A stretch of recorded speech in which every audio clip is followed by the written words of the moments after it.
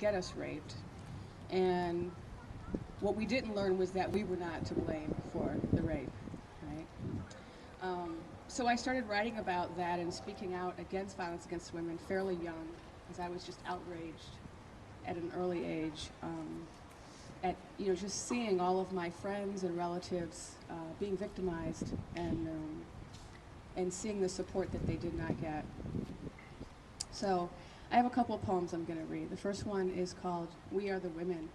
And I wrote it because I think that we are all the women, that even if you have not been the victim of violence, even if you are a man, that you should still identify with the women who have been at the receiving hand of violence. And if we could all begin to identify with the people who are treated unfairly, then maybe we could change things. This is for Donna, my god sister.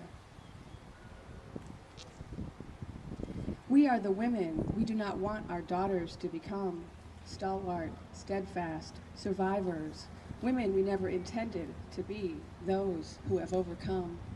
We are the women our mothers cautioned us against, as if we had choices, as if our child's mouth had voices, as if anything or anyone could keep us safe. And we have become expert forgetters, better liars than most, because we don't admit it, but we remember, sometimes so vividly, but do not say.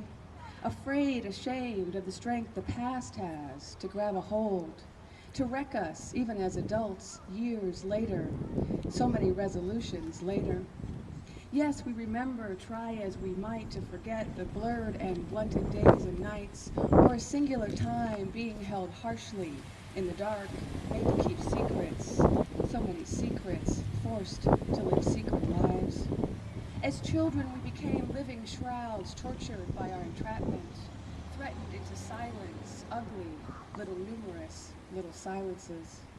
Until for a while every man that looked like an uncle, a neighbor, a brother was menacing. Every woman that looked like a mother was disappointed. Every word a betrayal. And we learned to hide our eyes for fear that people would see the injuries inside. As adults, we longed to bleed, to have visible scars we could point to, doctor's bills we could pay, a way to fix this.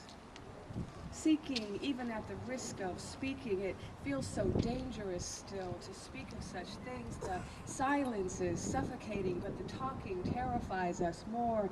We have become expert at forgetting. We forget with each falling autumn leaf. We forget with the first winter snow. We forget with the showers in spring. We make an art of it, paint paintings because of it, choreograph dances around but not about it. We are prolific forgetters. We spin stories out of the holes left by the truth we have deleted. We are poetic forgetters. We write poems about everything but. We are successful forgetters, high status women making money, claiming spaces, taking names. We are watchful forgetters. We protect the young.